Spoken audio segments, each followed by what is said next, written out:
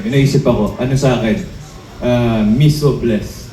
Oh, yes! I told Kasi miso Miso blessed. blessed, Yeah. yes. Ngayon kasi parang, ayun nga, dahan-dahan, unti-unti nakakabawi sa buhay, di ba? Siyempre.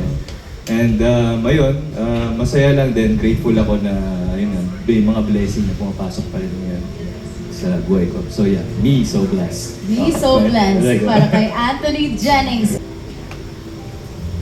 Witty mo pa. I love Tantan Men. I mean, just like what Anthony said, gusto may spice.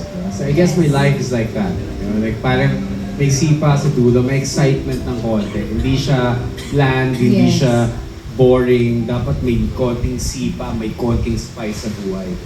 Because life is too short to make it boring. So, yun yung gusto ko. May konting hanghang. Sa akin ang siguro since the product that I ordered the most in QQ is QQ Ramen 99, which is our 99 peso ramen, our flagship. It's very basic but it delivers the promise, so that's maybe what I would describe myself. Since I'm more in the corporate world, we have to be efficient and also deliver our promises to our customers and to our clients and partners. Thank you. My personal favorite is the kimchi ramen.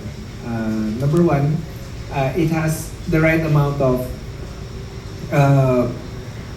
spice, right amount of sourness of the kimchi, and it's antioxidant, of course. It's very healthy.